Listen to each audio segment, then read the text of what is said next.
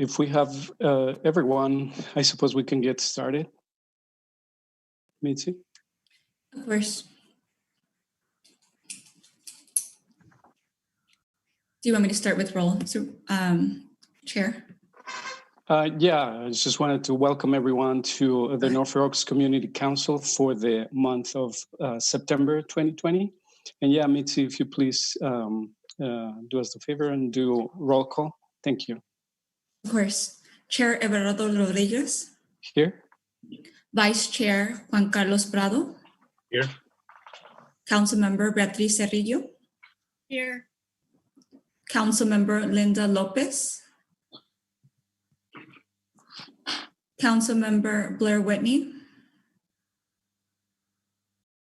Here. Councilmember Jennifer Reese. Here. Councilmember Jonine Gillespie. Here. Councilmember Brooke Esser. Here. That's it. Thank you. Thank you, Mitzi. If we have any public comment, anyone may speak up to 2 minutes on any topic not on the agenda tonight. If you want to do so, you can raise your hand and the clerk will unmute you and notify you when you can start. There's a time limit to 2 minutes. So if you have any public comment, please raise your hand. Chair, I believe there's a public comment. Okay, please proceed. Thank you.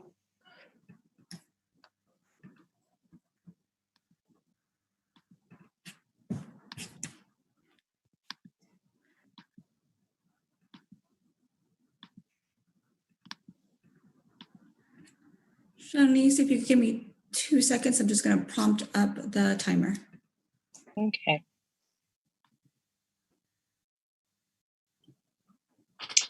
Can I start now? Give me 2 seconds. Oh, okay. Sorry. No worries. It's loading.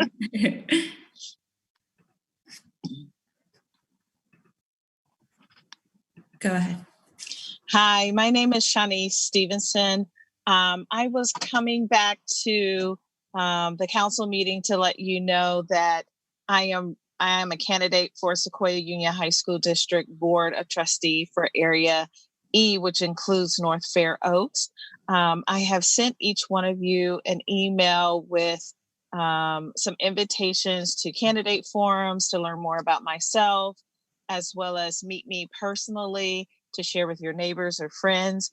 But more importantly, I wanted to let you know that my opponent has endorsed me for Area E. And so it is important that we get out the vote. Although she has endorsed me and is not campaigning for the seat anymore, we still need to vote due to the late withdrawal time. And so I thank her for that. But I would love to hear from you all and make sure that you know about me. So I sent you a personal email with that information. And you can also learn more about me at Shawneece, SHAWNEECE.com. And you can learn more about myself, the campaign, and I will be having a Spanish speaking campaign launch on Monday at 6:30. So I sent you all that information. Thank you so much.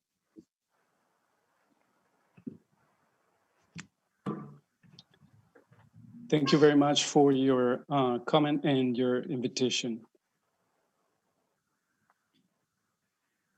Chair, there seems not to be any public comments, but I will also turn it over to Victor if there's any in the Spanish line.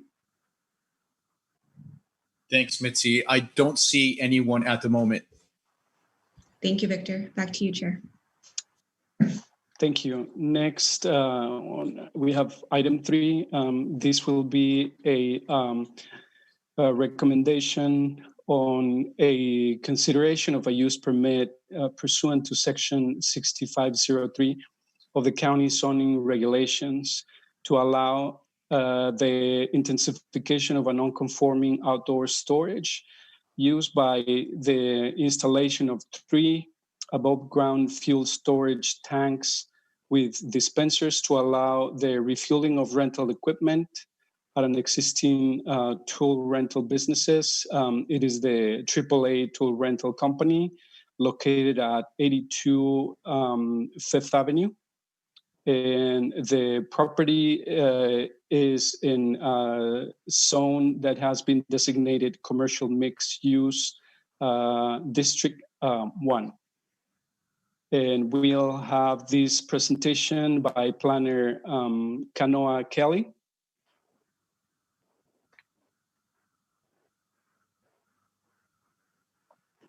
Hi, everyone. Good evening, Community Council. Let me just share my screen. I have a little presentation for you guys.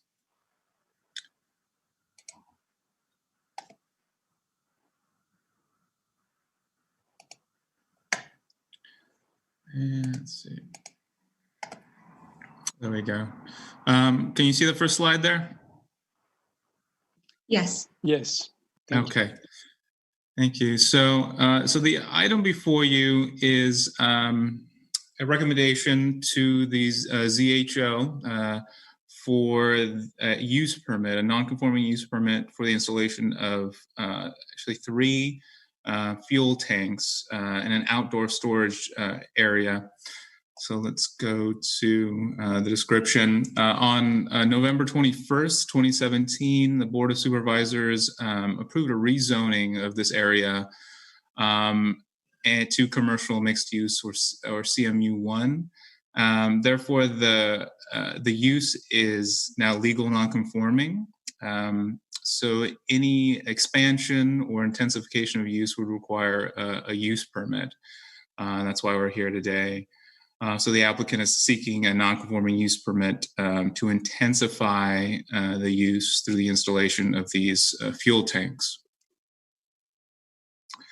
So the location's 82 Fifth Avenue, Redwood City, North Fair Oaks. Here's an overview of the site. This is the complete parcel area, and I wanted to direct your attention here to the outdoor storage area. That's where it is.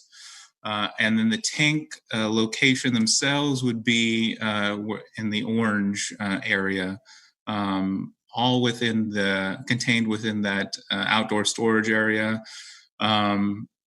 And I have another photo for you here. This is a view from the street. You can see it's surrounded by a wrought iron fence for security. And then here's the site plan that kind of illustrates exactly where it's going. And these are the tanks themselves. This is what they will look like. There's a larger tank and the smaller tank there. And this is to give some context to the zoning in the area. This is the CMU1 zoning. And I wanted to show this to illustrate where the residential properties are located, just behind this property. The tanks themselves will be located approximately 100 feet from the nearest residential property line behind the subject parcel. So as far as regulations, the project, as conditioned, will comply with all the CMU regulations as detailed in the staff report. The project has also been conditionally approved by Menlo Park Fire Protection District and will be required to secure an operations permit that is renewed annually, which includes inspection of the tanks to ensure strict compliance with operational standards. And for the environmental review, the project exempt under section 15311, class 11 for the construction of accessory structures. So the staff recommends that the North Fair Oaks Community Council recommend to the zoning hearing officer, the CHO, make a recommendation of approval of a non-conforming use permit to allow the installation of 3 above-ground fuel storage tanks, an outdoor tool storage area, at 82 Fifth Avenue, Redwood City. That concludes my presentation. I'll open it up to any questions. Thank you, Mr. Kelly. Did you have any illustrations of the type of tanks that would be installed, and would this be underground or above ground? These are above ground fuel storage tanks, and they kind of look like these here. These are the specific fuel storage tanks. They're in two different sizes that will be on site. Could you enlarge the image a little bit? See if I can zoom in. Great. Yeah, thank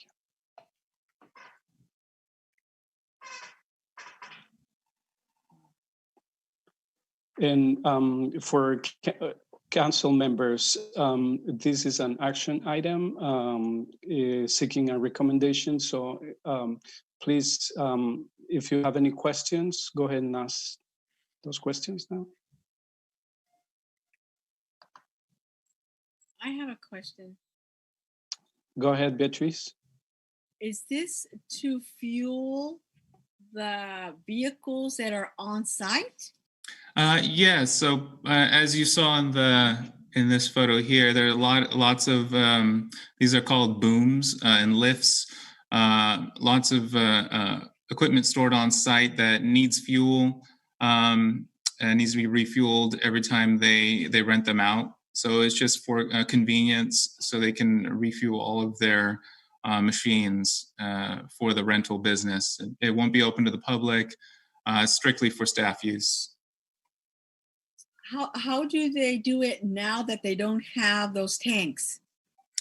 They have to go get fuel and bring it on site using portable containers.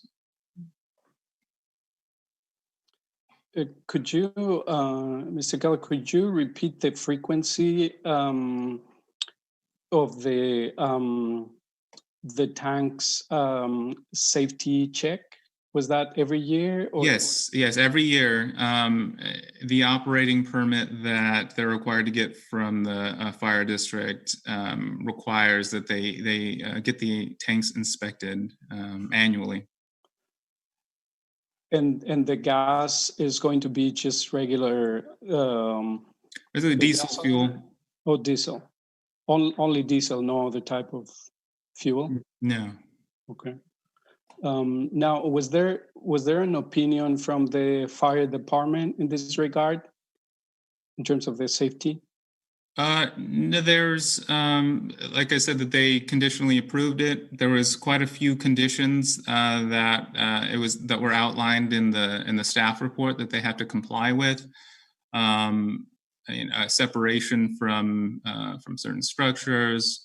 Like I said, the operating permit, canopies, and among other things that they have to comply with. Upon looking at it, the fire department was satisfied that they could meet those requirements, and those will all have to be in place before they can start using the fuel tanks. I have a question to the board. Yeah, go ahead, Juan Carlos. Thank you. Yeah, my question is, are the conditional acceptance from the fire district, does that limit the capacity of the containers? We are approving just these 3 containers. So we have 2 240-gallon tanks, and then 1 smaller tank. Let's see, I can't see here. Two 240-gallon and 1 530-gallon tank, which is a little bit larger.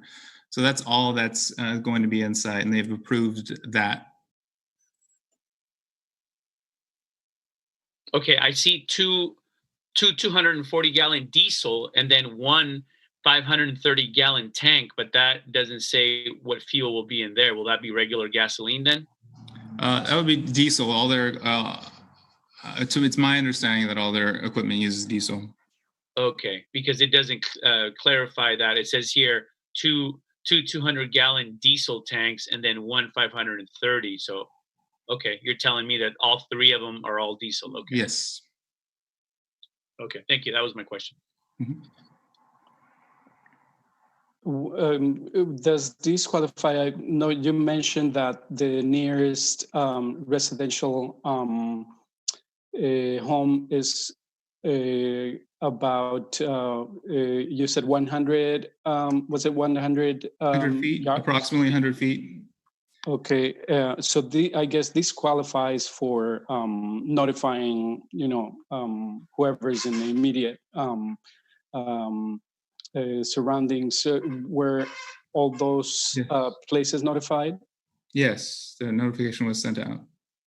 Okay, and did you receive any comment opposing the project or supporting it?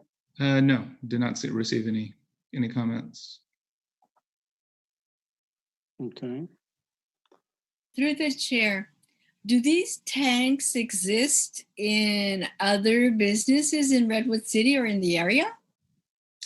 That's a good question. I believe this is one of the kind of remnants of the past zoning district. The CMU1 doesn't allow, I guess, tool rental businesses now.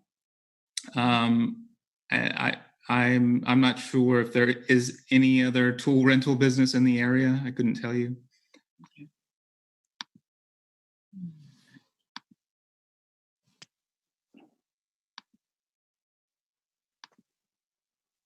I have a question.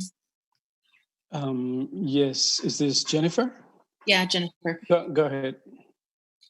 Do the tanks have any safety mechanism that will detect if there is a leak? So yeah, there's automatic shut-off valves that are required. There are quite a few new features on all of the tanks to ensure that there are no leaks, and there's also requirements from Menlo Fire Protection District to ensure that this is not a hazard. So they have to be completely up to date with all of the technologies to detect leaks and prevent injury.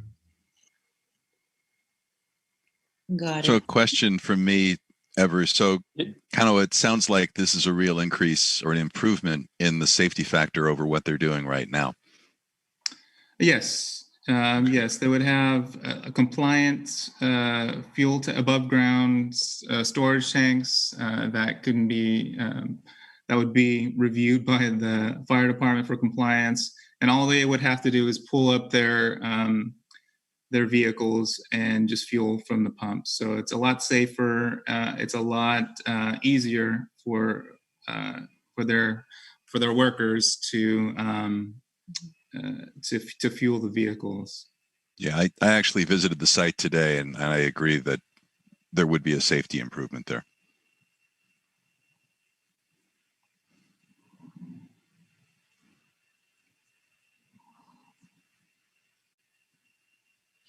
Do council members have any further questions or any points for discussion, as this will need an action? I guess from my part, the only concern, and this is with an understanding that this is a commercial zoning, and it appears that the applicant fulfills the county's requirements.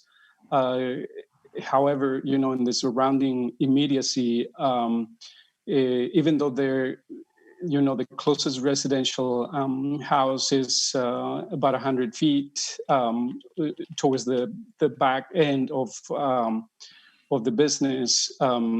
It's also surrounded by the public swimming pool, public-private, and on the opposite side, there's a church. There's the Chavez supermarket as well. So there is high traffic in that regard. So it's not any other place in other light industrial areas in North Fair Oaks where there's nothing like nothing but warehouses, etc. That would be my only concern in terms of safety, but I'm sure that the county has gone through the strict regulations that are necessary for this type of gas tanks. So again, I see that Blair has a question. Go ahead, Blair. Actually, I was just reading the report on page 12 with all the mitigations and safety things by the fire district.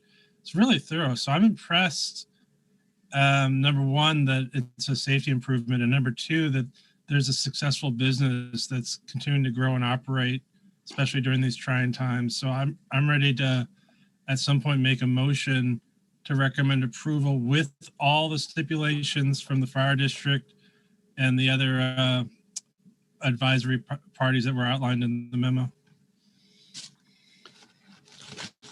Thank you for your statement, Blair. So if there aren't any other comments or questions, I will entertain a motion, either from Blair or someone else. I'd like to make the motion that we vote to approve the agenda item. I'll second that. Okay.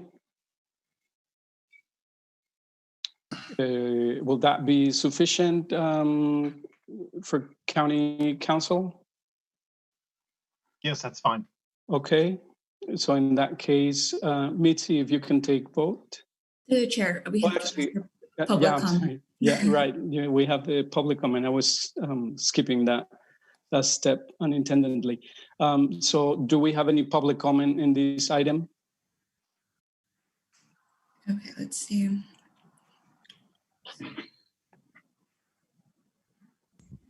Give me a second.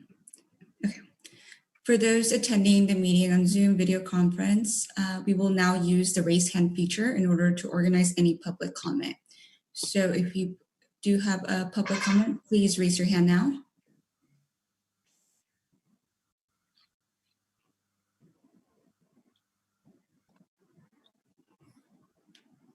Okay, Victor, is there any public comment on your end?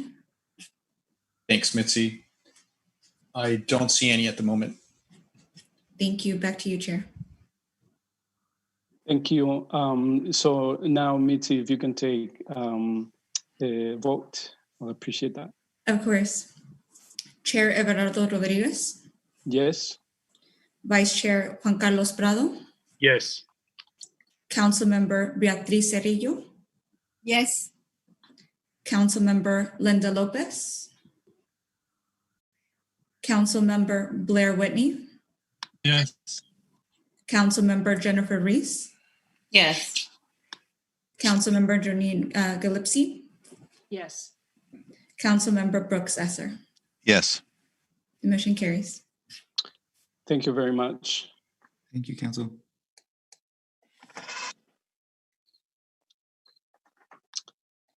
Right, and as for item number 4, this will be a presentation on unincorporated San Mateo County Active Transportation Plan. And we have a presentation from the Office of Sustainability, Julia Malmo.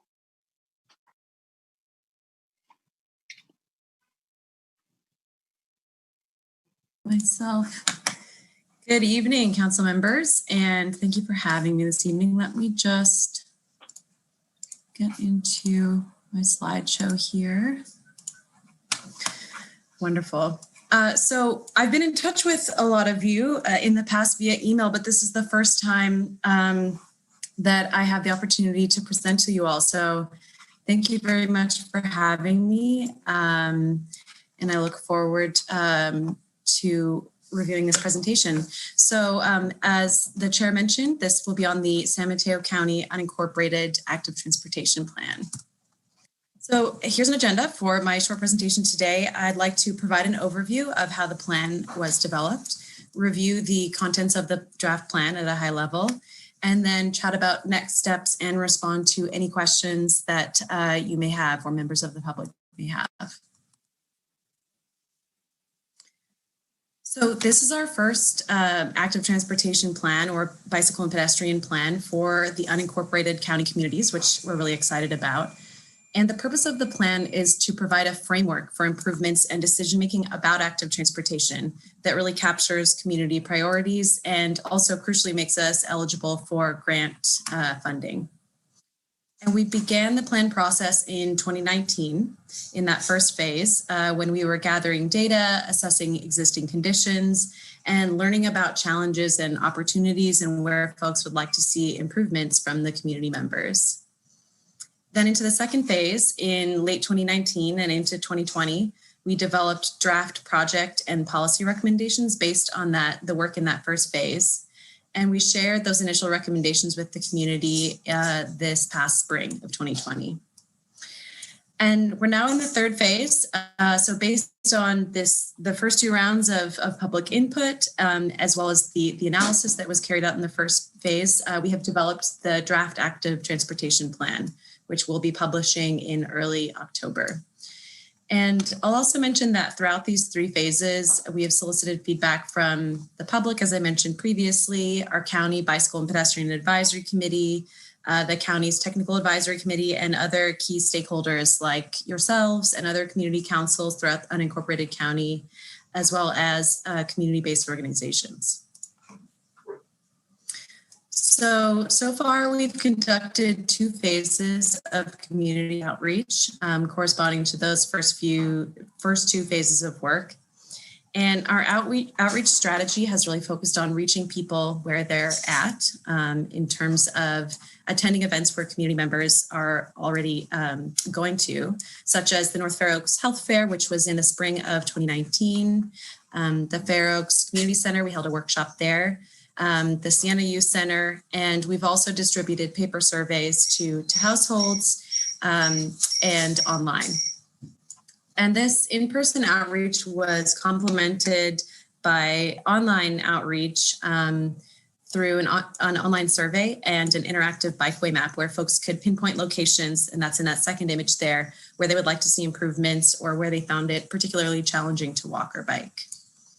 And I'll note on the topic of community engagement that we were hoping to do more in-person outreach this past spring, and we had to pivot to pretty much exclusive online community outreach due to COVID-19, with the addition of some more direct distribution of paper surveys and online surveys in North Fair Oaks. As part of the data analysis portion of the plan, we looked at bicycle and pedestrian collisions, as well as gaps and areas of future trip potential. So as you can see in these three diagrams, North Fair Oaks has collisions of bicyclists and pedestrians relative to other areas in the county. It also has a higher concentration of area gaps in the network, so places where there might be demand, but there aren't necessarily facilities for riding bikes, as an example. And then a really great potential demand for walking and biking, just given sort of the urban character of North Fair Oaks and the land use mix. And we already know from conducting bicycle and pedestrian counts and from speaking with our community-based organizations in North Fair Oaks that a lot of people are walking and biking already in the community.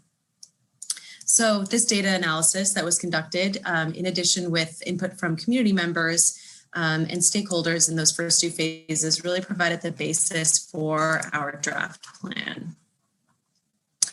And speaking of the draft plan, here's a snapshot, a little sneak preview of the contents. And in the next couple of slides, I will describe in a little more detail what's in those chapters.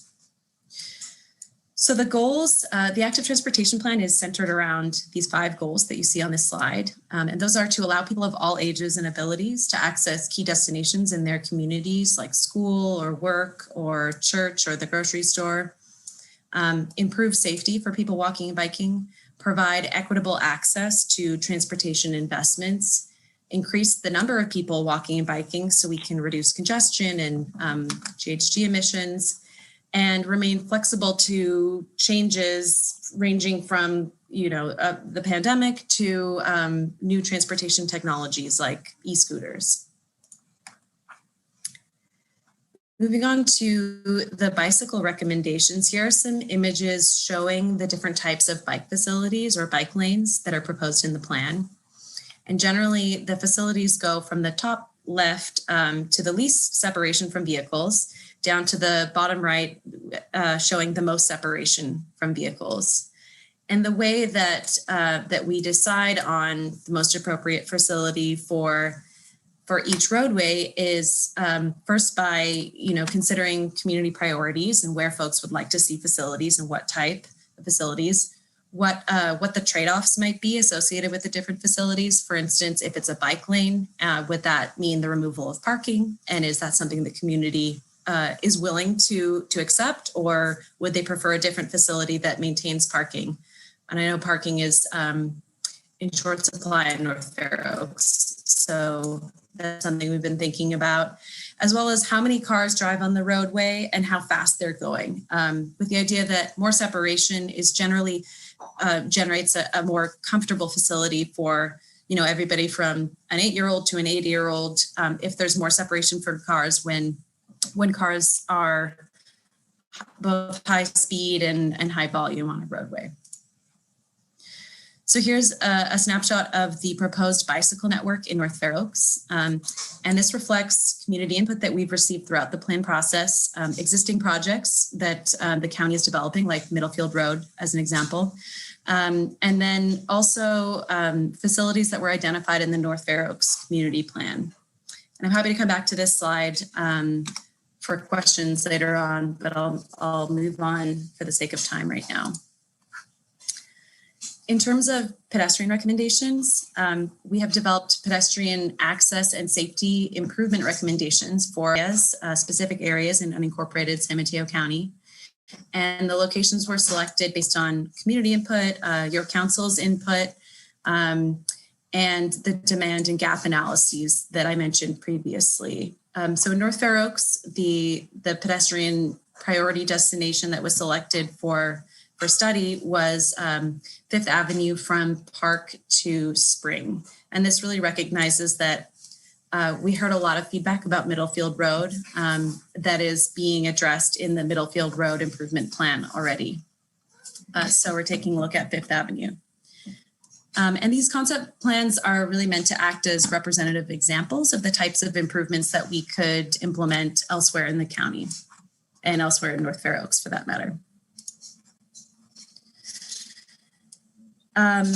So the physical improvements that I've mentioned thus far are supported and they're complemented in the plan by support programs and policies. And the list on this page is really just a sample of those many programs and policies which recommend efforts that change the way that we work to get projects in a way, for example, that prioritizes equity and responds to community concerns about things like anti-displacement and gentrification as it relates to active transportation, or address safety concerns in a rapid manner using kind of what we call a quick build methodology. These programs and policies also include activities that can encourage more walking and biking in our communities, like open streets events, which are events where streets are closed off to cars, on a Sunday, for example, and folks, vendors might be set up and activities are programmed. And the image on the screen there is from one such event that happens on a regular basis in usual times in San Jose called Viva Calle San Jose. Finally, the financial and implementation chapter of the plan outlines the ballpark project costs potential funding sources to implement some of these projects, and then implementation methods and considerations. And the chapter also outlines our project prioritization methodology and criteria, which essentially allows us to decide as a county sort of where we should get started and where we should prioritize implementation of projects. And so those prioritization criteria include equity, safety, access to key destinations, connectivity, comfort, and demand. And they relate to the goals of the plan. So in terms of next steps, we'll be publishing the draft plan in early October, which I will make sure to send your way. And then at that point, we'll be asking for the council's feedback as well as community feedback on that draft plan. We'll make any revisions to the plan as appropriate based on the feedback that we hear from you all and from members of the public. And then we'll bring the plan to our Board of Supervisors for their consideration in early 2021, January or February. So I will conclude my presentation with an invitation to you all to provide feedback on the plan and help us spread the word in the North Fair Oaks community about this phase of outreach. And I'll also highlight that we recognize that the outreach methods, that are outlined on this slide, which are primarily virtual, won't necessarily reach everybody. And this is given the COVID-19 restrictions. And we're doing our best to be creative about working with community organizations and schools and so on to get the word out and solicit feedback from folks. And this plan is by no means the last time for folks to engage about active transportation, bike and pedestrian projects.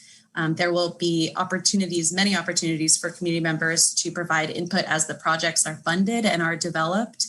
And our office, as well as the Office of Public Works and Planning, are committed to ongoing community engagement as we move forward, including, of course, in-person outreach when it becomes safe to do so. So that concludes my presentation, and I would love to respond to any questions that you all may have. And if you have any ideas about which groups we should be sure to be in touch with in this last phase of outreach on the plan, that would also be much appreciated. Thank you very much for your presentation. I do have a few questions, and I also encourage other council members, if you have questions, please go ahead and raise your hands. One of the questions I have is, what kind of response did you get or have you received from specifically from North Fair Oaks?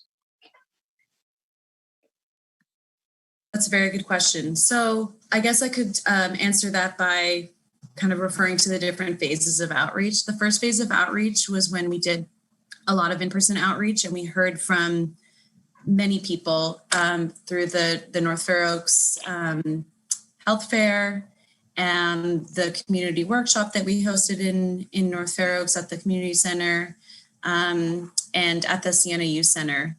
And so what we heard in that phase from a lot of folks was that what they wanted to see was safer pedestrian crossings at streets in North Fair Oaks, as well as more separation from vehicles in terms of bike lanes. And in the second phase of outreach, that is when, sorry, I'm just going to refer to my notes here. In the second phase of outreach, we heard from folks at the Siena Youth Center again, as well as through our online engagement when we had to pivot to online engagement. I'll say that the survey responses that we received in that second phase of outreach, I think it was, if I'm not mistaken, it was 10% of respondents identified as residing in North Fair Oaks, which really points to the fact that online engagement isn't reaching all of our community members. Seeing as how North Fair Oaks is one of our most populous unincorporated county communities, And, that's why earlier I mentioned that we are committed to continuing outreach on these projects as we move forward with them. Does that answer your question, Chair Rodriguez? Yes, thank you. Then another question I had was, do you have any idea where funding would come out for some of these projects? Yeah. So the funding sources will be listed in the draft plan.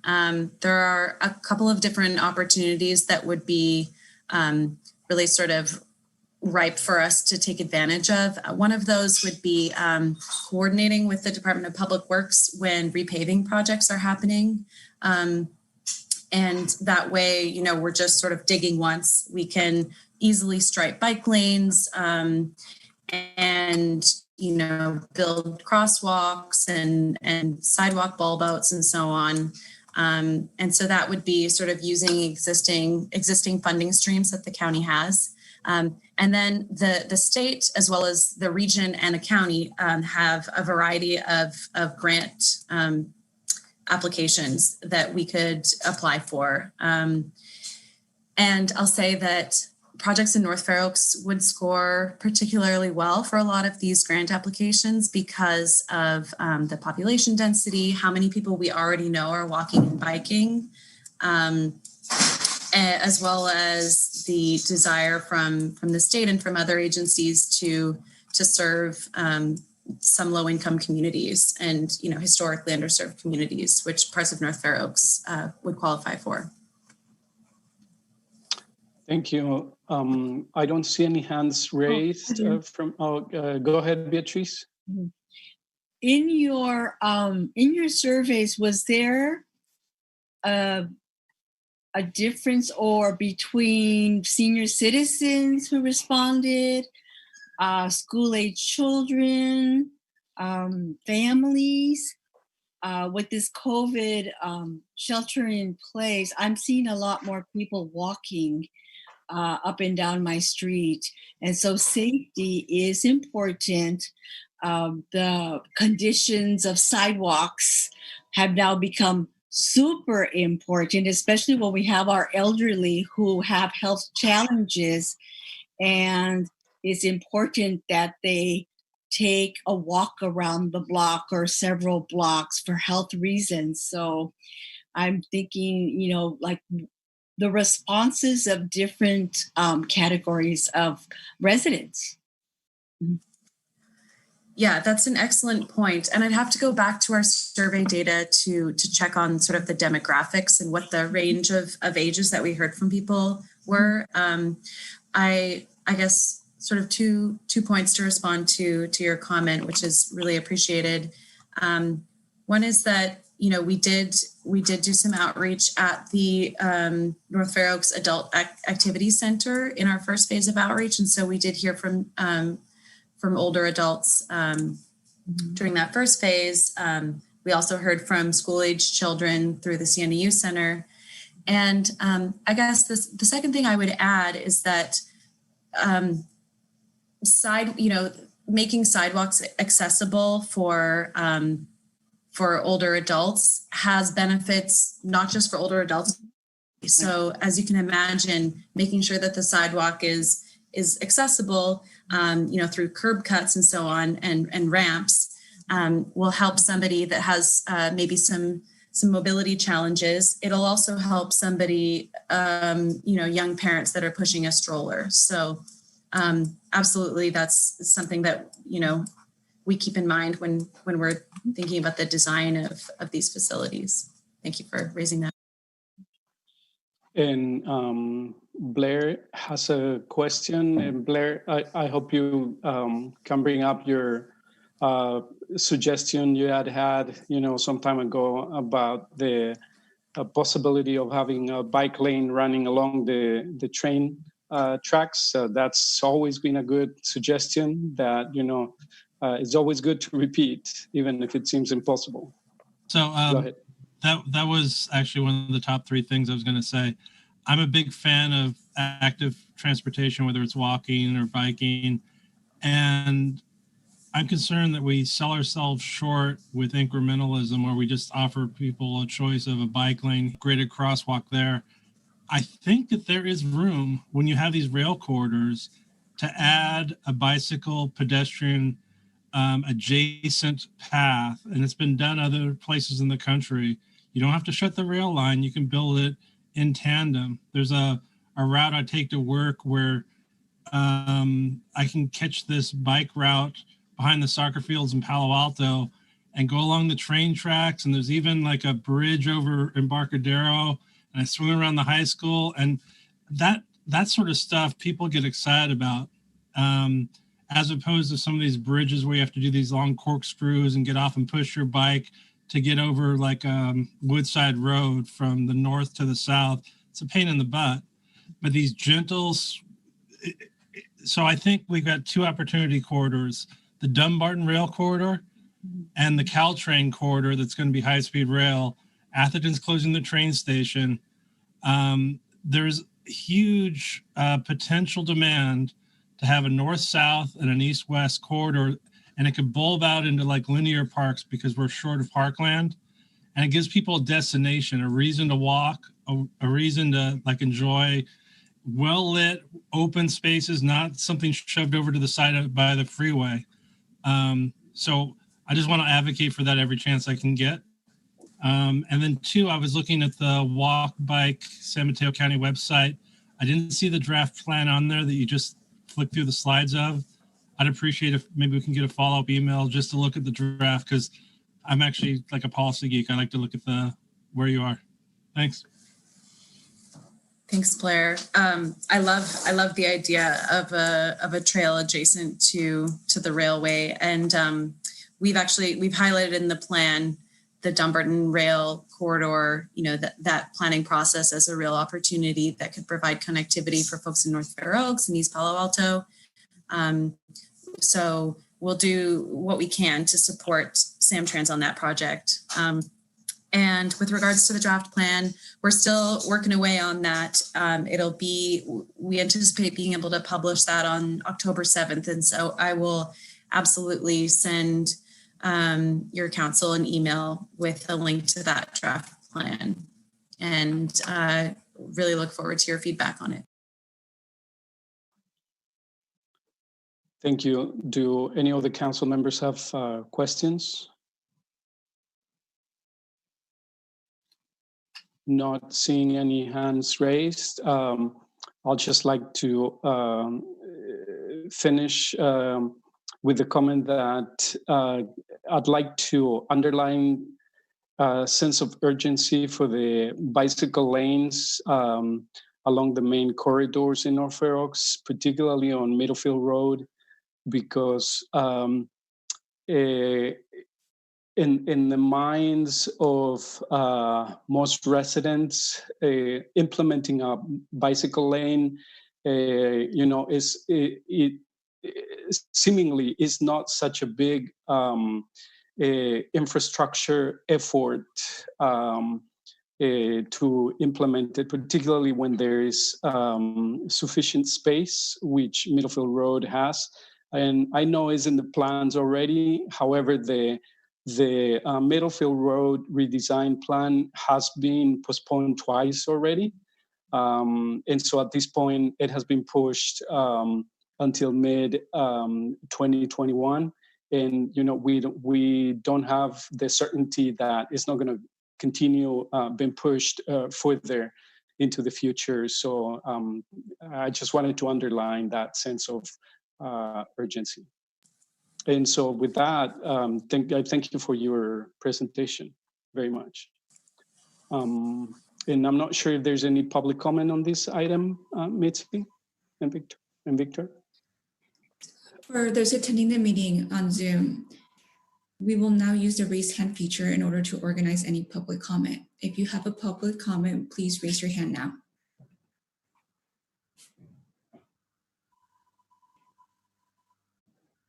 Okay, there's no public comment on this end. Victor, is there a public comment? Thank you, Mitzi. I don't see any at the moment.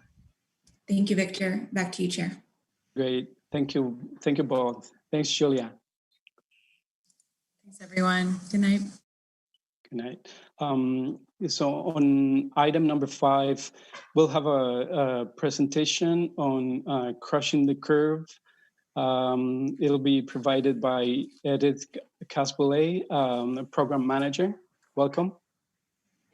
Thank you very much, Chair Rodriguez, members of the North Fair Oaks Community Council. My name is Edith Cabuslay. I am with San Mateo County Health Systems Behavioral Health and Recovery Services Division. I am going to get ready to share my screen with you.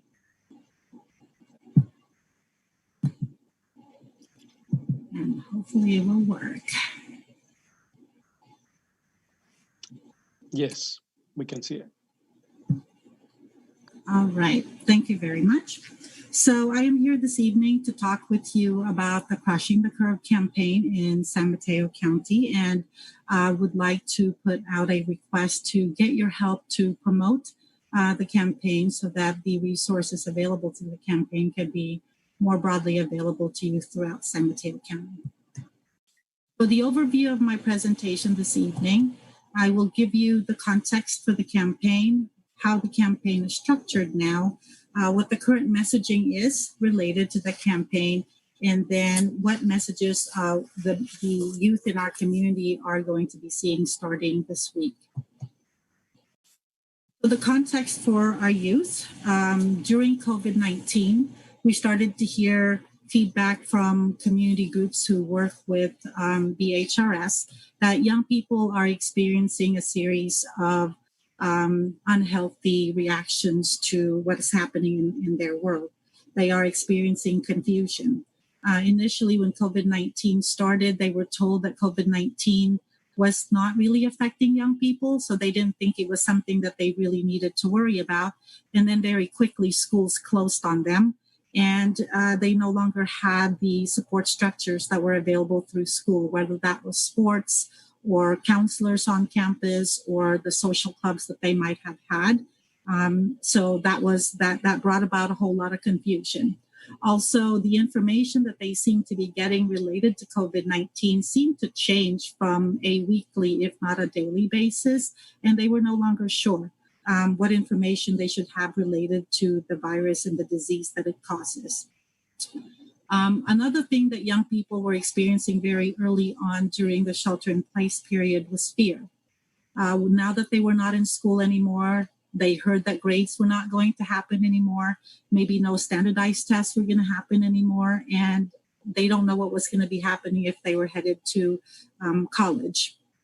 And the reality that they had prior to COVID-19 no longer looked like the reality they were dealing with by the middle and the end of March this year.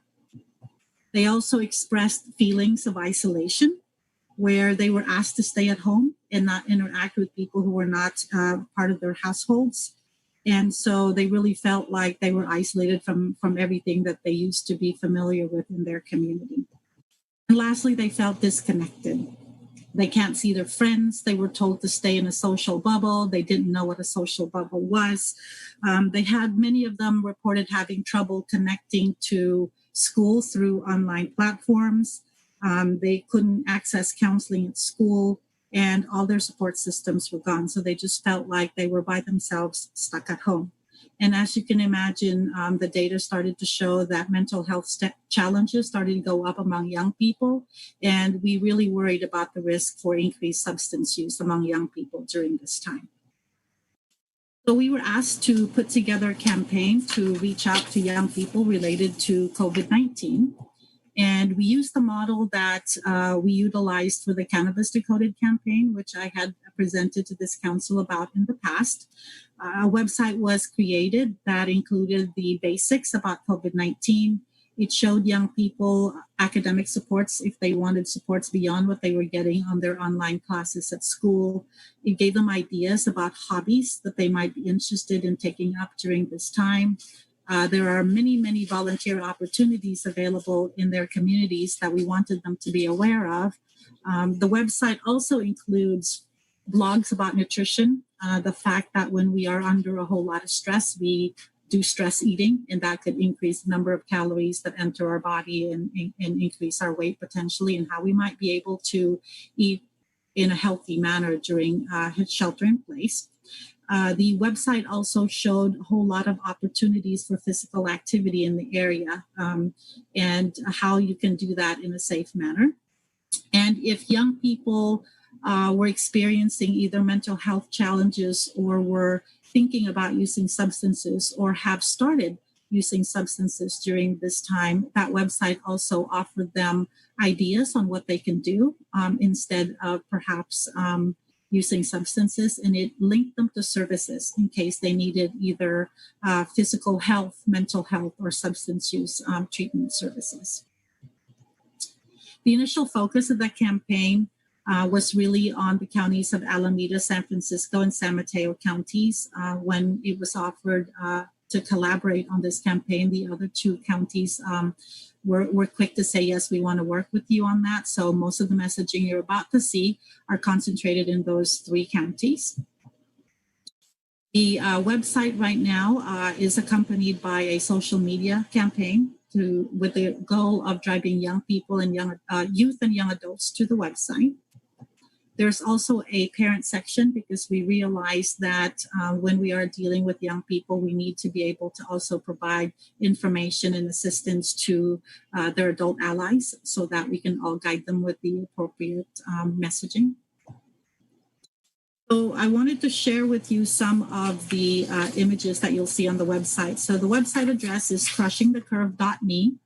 You can feel free to look that up on your browser. And these are some of the messaging that you'll see there. On the bottom left, we take the time to explain what social bubbling is and how people become part of social bubbles and what it means to be in a bubble and what it means to break out of a bubble and why it's really important that you stay with your social bubble as much as possible.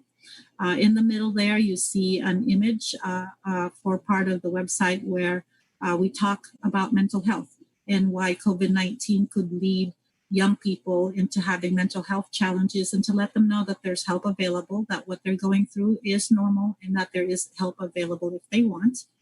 And what you see on the upper right are examples of bike routes in San Mateo County that are recommended if people wanted to go out there and be physically active. These are some of the most gorgeous areas in San Mateo County that people can experience during COVID-19. These are some of the images that are out on social media. The very first set of images that we used essentially told young people that they can be a leader during this time, that even though they might be feeling fear and confusion and isolation, that really this is an opportunity for them to be leaders. Young people have the capacity to work with technology in ways that those of us who are a little bit older than they are not able to. They have a real facility for technology.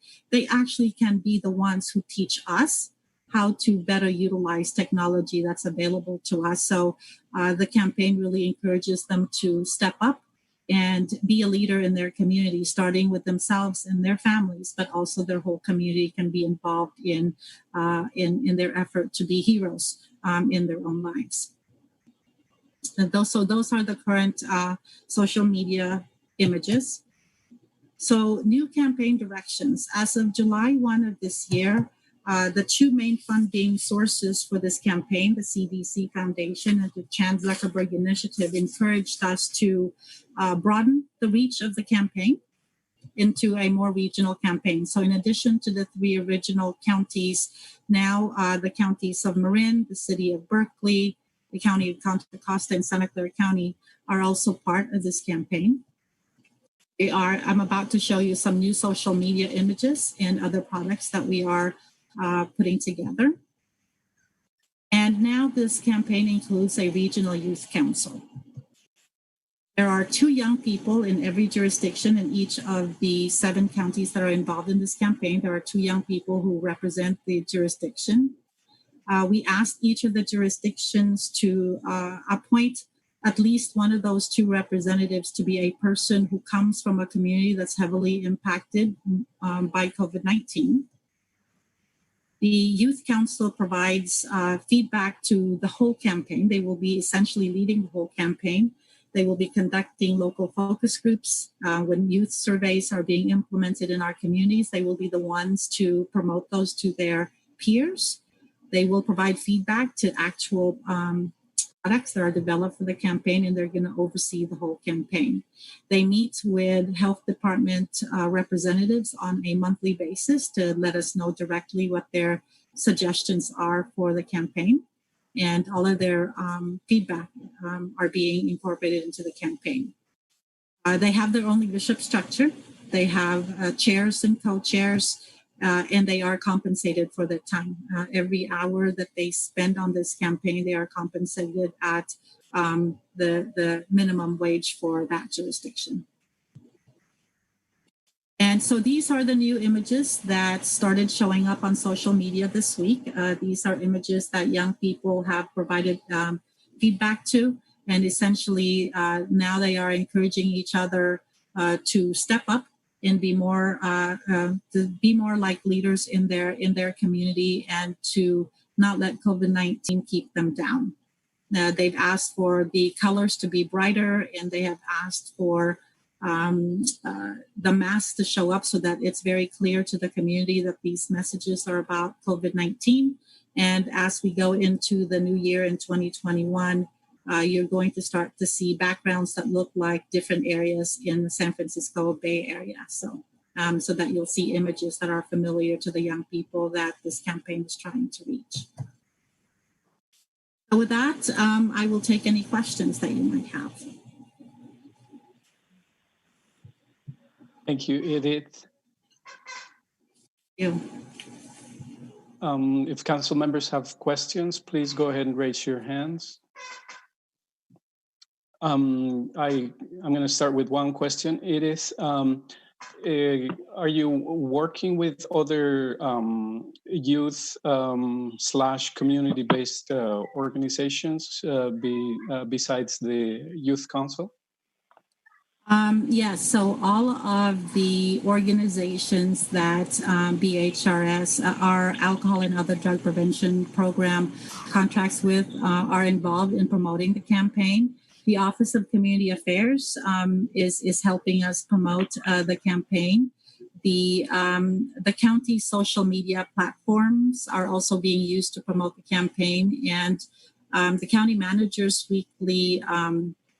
the weekly meeting with the local policymakers. We're also going to be sending out the social media posts to those folks so that if they have social media platforms in their own jurisdictions, they might be able to help us extend the reach of the campaign.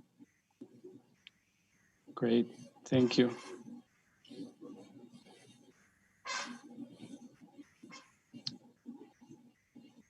I don't see any hands raised by any other council members.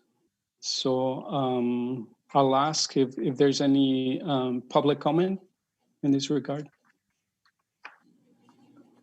For all those attending the meeting on the Zoom video conference, we will now use the raise hand feature if you have a public comment.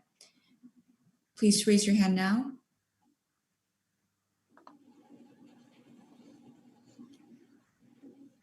There's no public comment on this end. Victor, is there public comment on your end?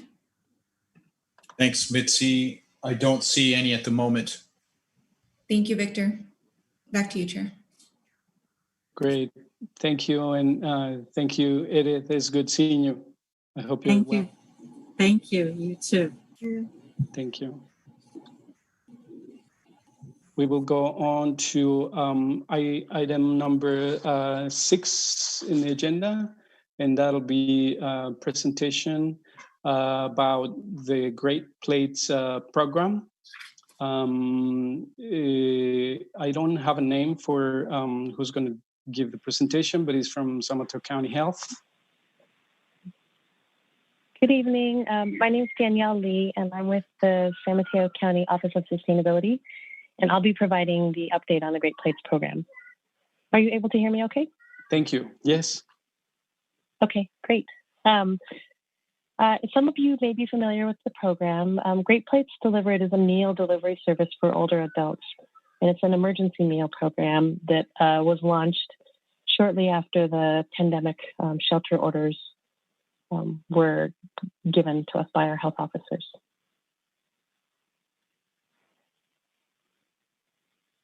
Just wanted to give you a very quick overview of the timeline for the program. On Friday, April 24th, Governor Newsom announced the launch of the program. The following week, we received guidelines from Cal OES because it's administered at the state level. That same week, 2 days later, we put out a survey to the businesses, the restaurant community. We emailed all of the restaurants that are permitted by environmental health and asked them to express their interest in the program. The meal delivery program provides meals for seniors, and it also supports restaurants by purchasing the meals from restaurants directly. By that following Wednesday, the May 6th, we were able to qualify 30 restaurants into the program, execute contracts with all of those restaurants. And that Friday, May 8th, we started delivery of meals to older adults. In order to qualify for the program, residents must be 65 or older. They can qualify if they're between age 60 and 64, if they're deemed to be at high risk for COVID. The applicants cannot receive home delivered meals through other programs or any other federal nutrition assistance. And then applicants also can't have family or other support systems. They can't basically have another way to be able to receive meals. And then in terms of their income levels, if it's a single individual, their income has to be below $74,940 per month. Or for a family of two, they have to have their income below $101,460. And basically, this program is designed to support people who cannot prepare or get meals on their own. Currently, we have almost 2,500 participants, and they receive 3 meals a day prepared for and delivered by local restaurants from across the county. There are 68 restaurants that are participating right now, and we have 130 county staff that have helped in the implementation of the program, whether it's through outreach to older adults, whether it's through coordinating from the restaurants, making sure that the program is being implemented and that the older adults are getting what they need. And also importantly, the program has been able to funnel $13 million into the local economy. More than 90% of those funds are actually federal funds, and they go straight to the restaurant. The county has not taken any administrative share of the funds. We've given everything that's available to the program directly to the restaurants so that they can prepare meals for our older adults. What we'd really love is for help from your council in terms of spreading the word. We think that this is an excellent program. It can really support our older adults who are what we like to say are the heroes. They've been the ones that have been sheltering at home, doing their part to make sure that they don't spread COVID, that they don't contract the illness, and that they're helping all of us keep safe. And so this is our way of helping them to be able to continue to do that. We know that meal support does not meet all of the needs, but it does go a great way in terms of helping people to be able to shelter safely at home. The program is basically funded on a month-to-month basis, but we are still accepting enrollment. And all that people need to do to enroll is to call our Aging and Adult Services hotline. The phone number is listed there, and I've also listed my contact information if you have any questions. And we just encourage folks to call. The hotline staff have the ability to answer questions in Mandarin and in Spanish, and I believe other additional languages as well. So we'll be able to enroll residents and get them all the information that they need. With that, I'd just like to stop and see if anyone has any questions and any ideas, I guess, in terms of how can we get the word out to more residents who might qualify for the program. Thank you, Danielle. Thanks very much for your presentation. If council members have any questions or comments, please go ahead and raise your hands. Danielle, do you foresee this program evolving into something else into the future post the pandemic? Yeah, thank you, Ever. That's a great question. In the beginning, we were operating really month to month, and it was just a question of, will the program get extended? And we couldn't really think about the future because so much was in just keeping the program running.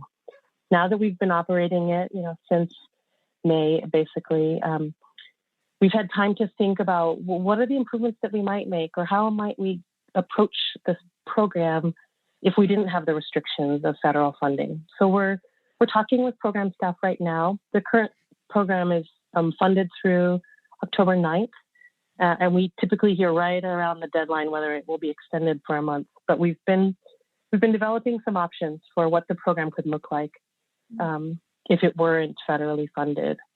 Some of the participants have actually expressed that they might be able to pay for meals. But the logistics of trying to order through third-party delivery platforms, or they're not going to DoorDash or Grubhub to order meals. But if we had a program that was easy to use, that some have expressed that they could potentially pay for meals, and then others, we had to turn away from the program because they were receiving a small amount of nutrition assistance through SNAP or other federal programs. So we're thinking about two that met the different needs of participants. So we're working on that. We don't have a finalized proposal, but we're actively pursuing that right now. Thank you. And I see Brooks has his hand raised. Go ahead, Brooks. Yeah, Danielle, you were looking for ideas in terms of spreading the word, and I was wondering if you'd targeted, say, apartment complexes that are full of seniors that might qualify economically for it and things like that. We have done some outreach to senior kind of associations, but we haven't targeted specific complexes. If there are some that you're aware of, I would really appreciate the recommendations. We'd be happy to do some outreach to those very specific kind of micro neighborhoods, if you will. Okay. Thank you. Thank you. And Blair also has questions. Go ahead, Blair. Hey, Danielle. Thanks for the presentation. I think, if I recall, this was the program that initially some of the restaurants in North Fair Oaks had trouble applying for. There was some deadlines and some language issues. I'm curious whether several months later, any businesses in North Fair Oaks were able to meet your requirements as a restaurant to participate. Yeah, thank you. That's a great question. When we initially offered the survey, which was the way that restaurants could apply, we had it in 3 languages. So we had it in Spanish from day one, and also in Chinese, and then in English. And we set up 3 separate business hotlines, also Mandarin, Spanish, and English, for restaurants to call with questions. I do think that one of the challenges was the very short turnaround time. We were, the governor announced the program, and then there weren't guidelines. And so Aging and Adult Services was just getting phone calls from interested participants, but we didn't have a program stood up. So we tried to open it up as quickly as possible.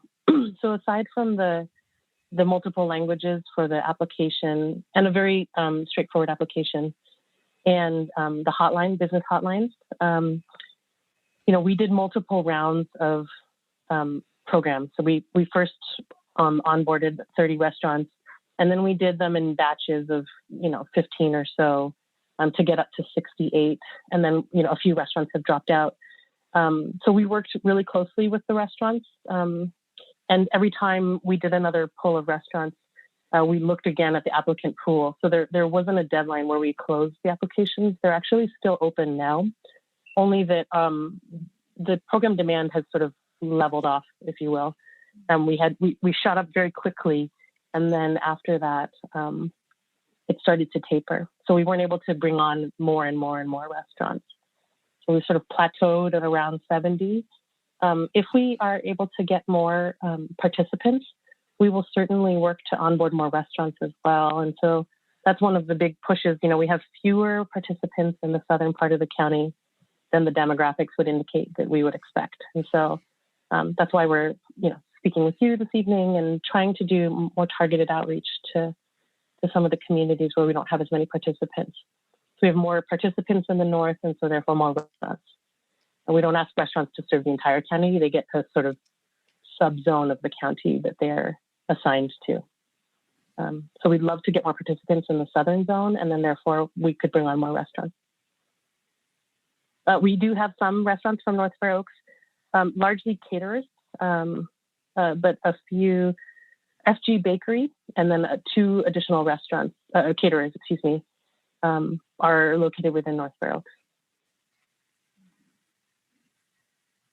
Great, thank you.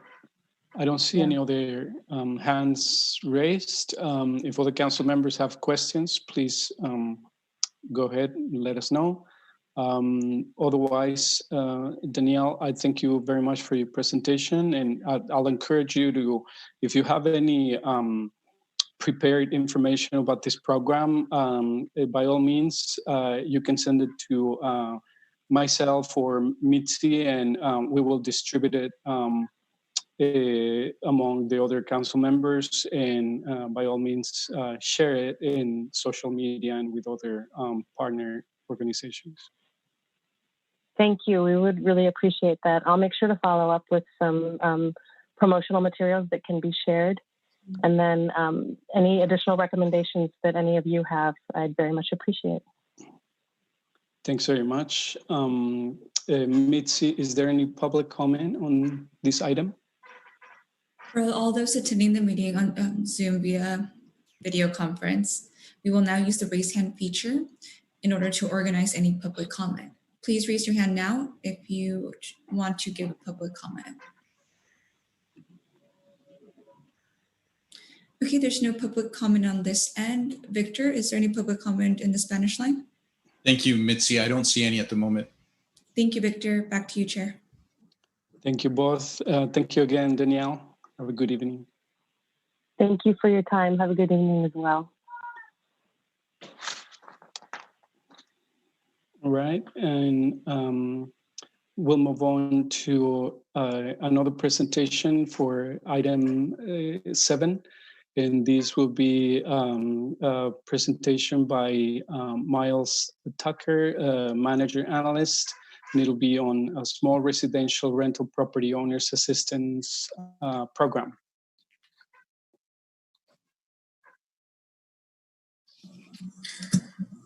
All right. Good evening, President Rodriguez, members of the council. Thank you so much for allowing us the opportunity here to discuss with you the Small Residential Rental Property Owner Assistance Program. My name is Miles Tucker. I'm a management analyst in the San Mateo County Manager's Office, and I'm really thrilled to have the opportunity to walk you through this program here today, or this evening, rather. Thank you. All right. So the purpose of this program is to help offset the economic impacts of COVID-19 that it's had on the smaller residential property owners in San Mateo County through direct cash payments, as well as discharge of back-owed rent by tenants. It should provide relief for rent non-payment due to COVID-19 during the period of the county's eviction moratorium from 1 April 2020 to 31 August 2020. And ultimately, we're hoping to improve the stability of our county's affordable rental housing. The folks who will be eligible to apply are property owners who live in San Mateo County and lease residential rental units in San Mateo County. And we're specifically targeting those who rely on this income as their primary source of income and who've earned under $400,000 in gross residential rental income in 2019 and 2018. That's not a combined in 2019 and 2018, but in each of those years below 400,000. The units that are eligible must be located in San Mateo County. They must be occupied by regular renters. We're defining that as 30 days or more. So this isn't eligible for Airbnbs, for short-term vacation rentals, verbos, or anything of that nature. These are your traditional regular rent. It's going to be for units that have lost rent due to non-payment due to COVID-19 between April and August of 2020 during the county's eviction moratorium. And the units must not have any code violations or unaddressed public liens. In addition, the rent must be at or below the 2020 Housing and Urban Development fair market rents for San Mateo County, and those are listed there at the bottom of the screen for different types of rental units.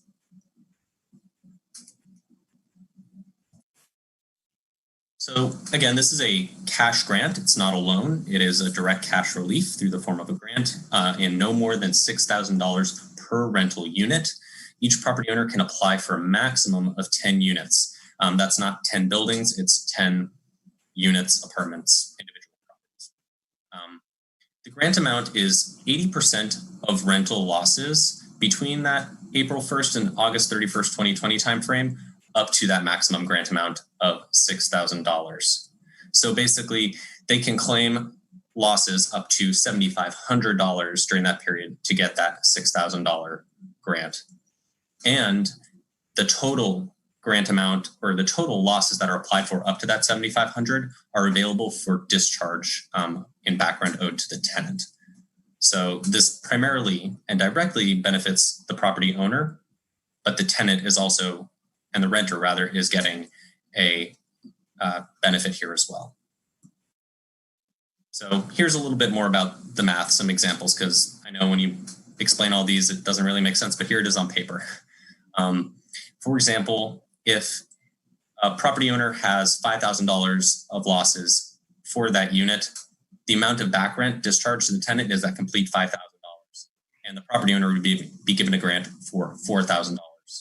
Same thing if rental losses during the period were $7,500, back rent would be discharged $7,500 for the renters, and the property owner would be granted $6,000.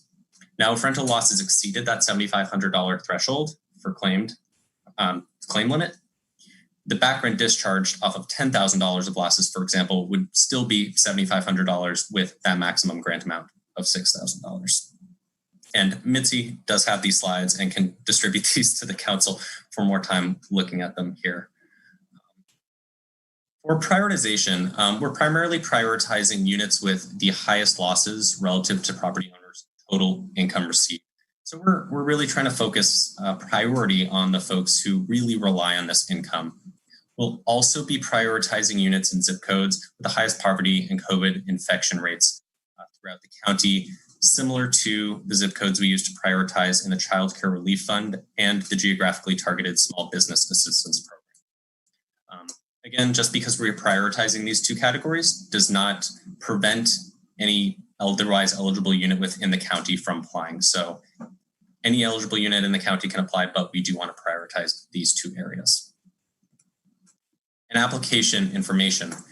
Right now, we are targeting a 5 October application launch date. We're still finalizing the build of that application. It will be accessed through the smcstrong.org website. Applications and FAQs will be available in English, Spanish, and Chinese. And we will actually be partnering with SAMCAR, the San Mateo County Association of Realtors, and California Apartment Association to provide assistance to applicants applying for this program. I'm grateful for their support. And also grateful for the support of the San Mateo County Office of Community Affairs, who's helping us not only in helping craft this program, but also with the translation services, as well as the San Mateo County Manager's Office Communications team. Will be doing outreach also through the county resources, web pages, social media. And with that, I'll open it up to any questions. Thank you very much, Miles. This is a great program. I think it certainly is part of the trickle down or trickle up issue that has come up with the rental moratorium, and I know one depends on the other, in intricate ways. So it is great that this opportunity has been offered to small businesses. If council members have any questions, please go ahead and raise your hands. One of the questions I have is considering that, and you probably have heard about these, Miles, and not being sure if you're going to be dealing with the portions related to the outreach. I'm not sure if you know the answer to this, but in any case, my question is if there's going to be any outreach efforts to unincorporated areas, considering the technology divide that has been affecting these specific areas. Great question. And right now we are targeting with Emma's team in the Office of Community Affairs to really do that targeted outreach towards the unincorporated areas of the county, especially those that have been harder hit by the COVID-19 epidemic and the economic outcomes that have resulted. Thank you. And so the application time period, it opens October 5th, I believe you had. And when does it close? So that's correct. Right now, we are targeting October 5 application open, and we will have this application period open for 2 weeks. Something that I didn't mention in this presentation was that it will not be first come, first serve. Anyone who applies within the 2-week initial opening window will have their application evaluated just alongside every other application. So it's not first come, first serve. We have $2 million in CARES Fund dollars appropriated to this program. And with a maximum of $6,000 per unit right now, that's a minimum of 333 grants or 333 units that can be supported through that funding appropriation. That sounds great. Thanks very much. Do council members have any questions? I don't see any hands raised. I'll move on to public comment. Is there any public comment in this regard, Mitzi? For those attending the meeting on the Zoom video conference, we will now use the raise hand feature in order to organize any public comment. Please raise your hand now if you have a public comment.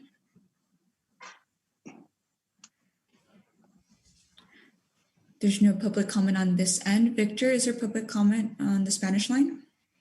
Thanks, Mitzi. I don't see any at the moment. Thank you, Victor. Back to you, Chair. Thank you both, and thank you again, Miles, for your presentation. You're very welcome, and appreciate you and the council's time. And Mitzi has this presentation for distribution as well as my contact information. If you have any follow-up questions, we'll be happy to answer them. I appreciate that. Thank you, and good evening. And with that, we'll move on to the last portion of the meeting. Do we have a supervisor's report?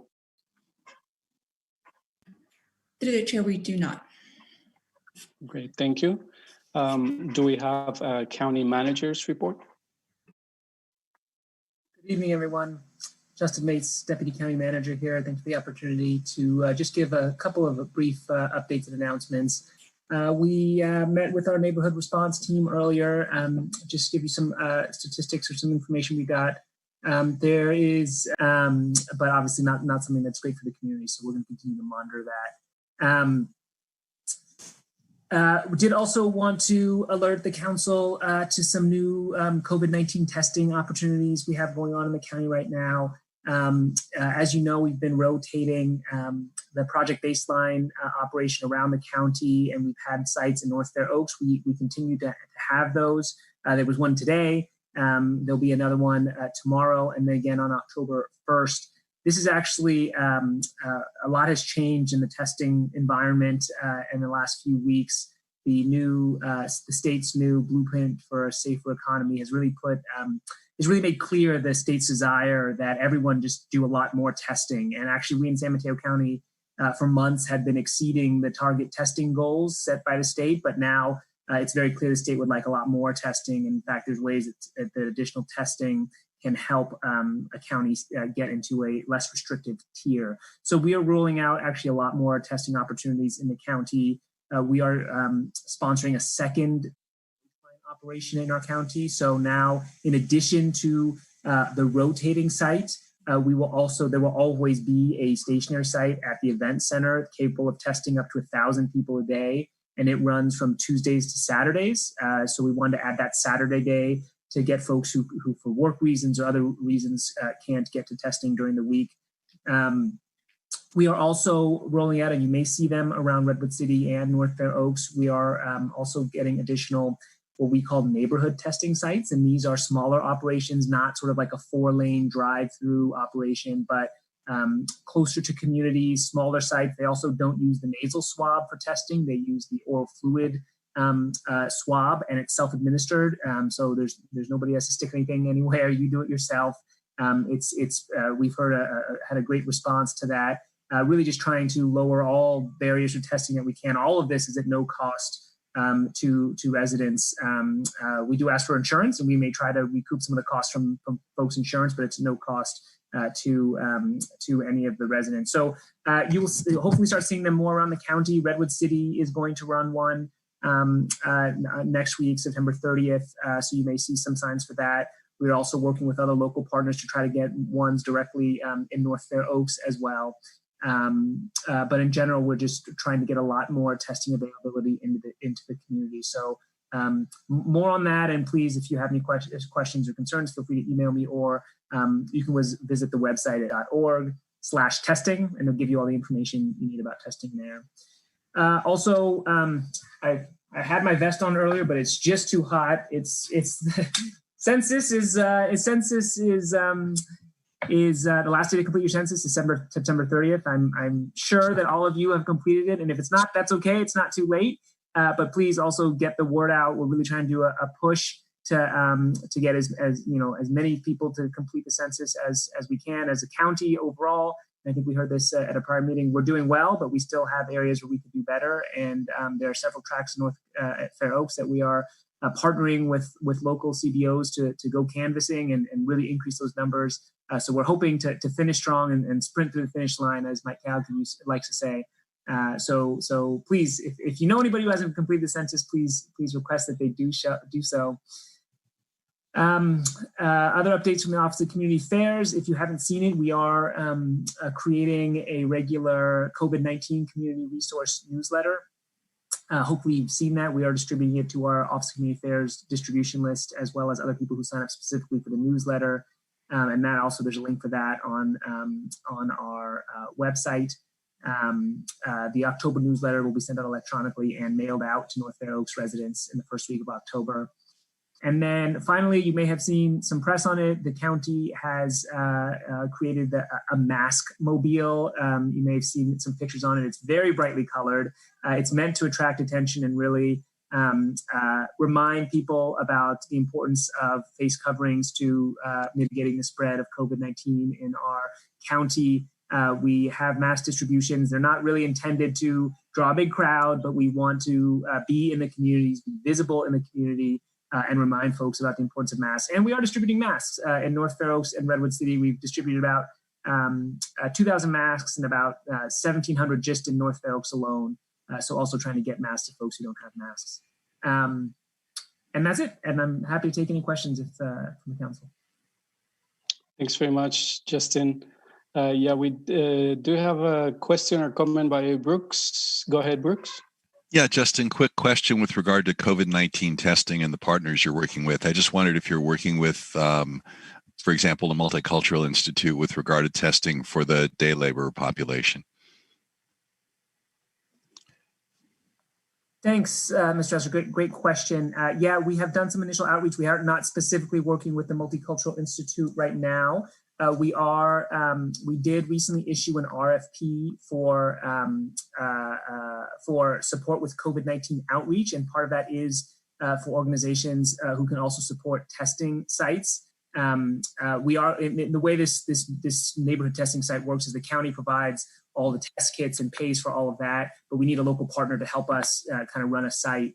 And so there were opportunities for folks to respond to that specifically. That RFP just closed, and I don't know off the top of my head if Multicultural Institute responded or not, but we are actively looking for partners. And so even if they didn't respond to that RFP, we will be reaching out to folks to run additional sites in North Fair Oaks. Okay, thank you very much. Any other questions for Justin? I do have a question for you, Justin.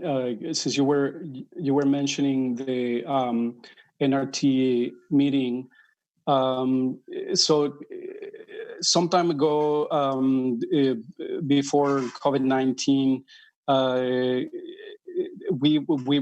our council would receive an invitation to each department from County of San Mateo, and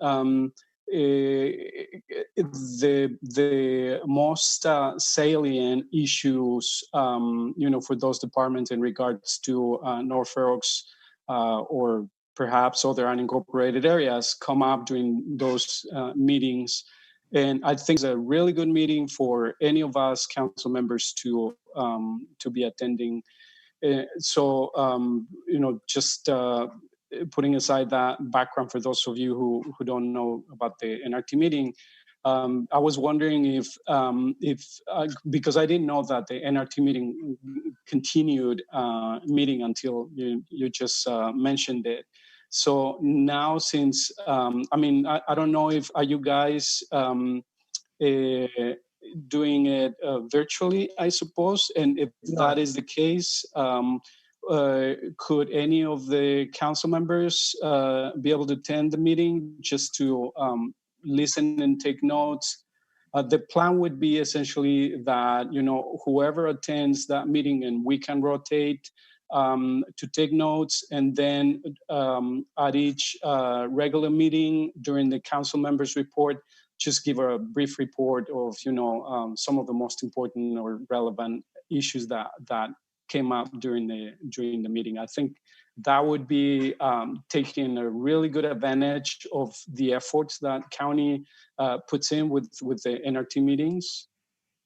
Chair Rodriguez, I believe in the past, I believe the chair and the vice chair might have been invited. I think we can't invite everybody because of Brown Act issues. It's not a public meeting, and we don't follow the Brown Act with that meeting. But certainly, if it was instead of the chair and the vice chair, if there was some sort of rotation or something like that, absolutely, a member or two members of the council would be happy to attend these meetings. It's not every department in the county. It's really meant to, in some ways, recreate what cities sometimes do, where city departments are all in the same building. And so, you might have some synergies by walking down the street, but of course the county, our roads, DPW is, 2 miles away from, our code enforcement folks, just because of the nature of our operation. So we do meet virtually. It's a lot of the departments that you would expect a city to have. It's those are the ones that that meet. And so, council members would be happy to have council members there. We just do have to respect the Brown Act, so we couldn't have a majority of council members, but one or two every time. If we want to develop a rotation, yes, we're happy to extend those invitations. Just let us know how you would like us to do that, or if we could invite the chair and the vice chair, and then at your pleasure you could delegate it to a certain council member every month, however you would like. During business hours, because it is county employees who are attending. So we do. It is. I think it's 3 o'clock. Is it every third Wednesday? Is that what we do, Mitzi? It's every Thursday. Thursday. Mm-hmm. Right. Yeah. Thank you very much. So we would appreciate if you can send us, the date and time for the next meeting, and then we'll try to coordinate for one of us to try to be there. Happy to do it. Thank you. Thanks very much. And are there any council members' reports? No, but I have a question. Go ahead, Beatrice. Where does one go for information about voting? Where to go vote? The mail drop-off points. Voting is coming. It's very, very important. I'm seeing the mailers coming through the mail now, but I think we need information about where drop-off points are going to be, if there's any virtual meetings with the candidates. We need to make just have information to make informed decisions about voting. And so I'm in need of some just information. So in terms of the technical aspects of where to vote, how to do mail-in vote, where are the drop-off sites, who to call when you have a question, that would be out of the Assessor Clerk Recorder Elections Office. Perhaps, Mitzi, I'm looking at you, maybe we could include a link to that site for the council members, or in the chat, we could look it up. We're almost at the end of the meeting, so why don't we follow up with the link for that. In terms of candidate forums and things like that, I'm trying to think of a central place where you could find that. We'll have to look at that. I'm not sure where there's a place where you could see where candidate forums are. Okay, thank you. Yeah, thank you, Beatrice. It is indeed an important point, and I'm not sure if there may any specific efforts that will be pushed in this regard, given that, there has been a lot of confusion, particularly in terms of whether the sending the ballot through the regular mail is reliable or not, etc. So I think, that's something that we would have to dedicate some time to. But Blair just posted on the chat URL for our website that provides good information by state. It's just from the state of California, from smcvote.org. But I know that the state of California also has a couple of really good websites that where you can register to vote, and also you can double check and make sure that your registration is as a voter is valid. And if not, you can register on the spot. So there's certainly reliable information and help online. Yes, and thank you, Mr. Whitney. That's the site I was thinking of. That's run by the Assessor Clerk Recorder. So it's in the chat. Thank you for sending that out. I actually just got a postcard in the mail today from San Mateo County Registration and Elections Division, and it's nice and it's in color. And it's got vote by mail, ballot drop box, all the questions that you just had. So I think they're doing direct mail. Okay. And that's the link that they put on the post. Okay. Sure. Right. Thank you, Blair. And did you want to mention what you also said on the chat in regards to the cleanup day? Yeah, actually, I think there's huge pent-up demand. We do that annual cleanup day.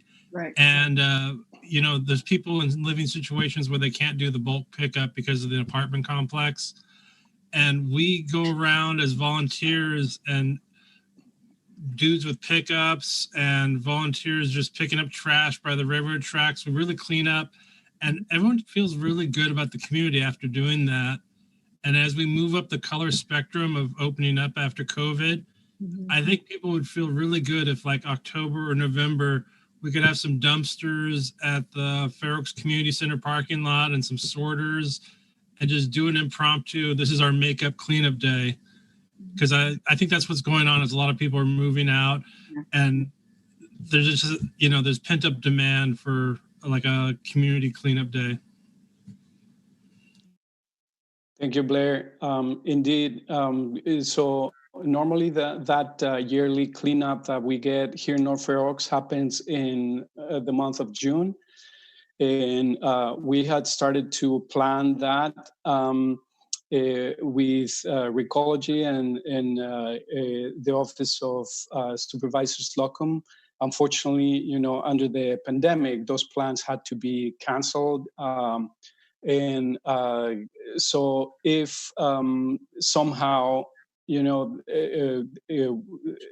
our county moves on and opens up entirely where it is safe to congregate and do cleanup, certainly we would try to have one for this year before this year is out. But I'll keep you posted if I hear any information. Some of the things that I wanted to also report to the council is that I've been working and collaborating with the nonprofit organization based in East Palo Alto called Communtiy, and with the Stanford Future Bay initiative. And Communtiy had a grant where they were granted funding for up to 260 trees that can be planted in North Fair Oaks, throughout North Fair Oaks. Those are going to be entirely free to residents, and there's going to be, a lot of all the details coming up once the plan is finalized. We just applied for a little bit of funding to incentivize those plantings in North Fair Oaks from Measure K. So that application will be pending for the Board of Supervisors to look it up and hopefully approve it. But the trees are there, and they're ready to be planted by Communtiy. Again, the trees are free, and the planting is included, the labor. So essentially, what Communtiy does is they come in, they dig the hole, they plant the tree. They give maintenance to that particular tree for 3 consecutive years, and after those 3 years, then the owner or the renter of that property, they take over and they continue the care for that tree. So like I said, the information will be coming up for anyone who's interested, and there will be some outreach that Communtiy will be doing in that regard. And that's all I have for now. Is there anyone else have a report?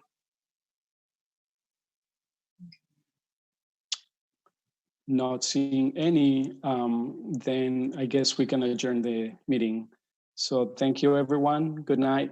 Good night. Appreciate your time.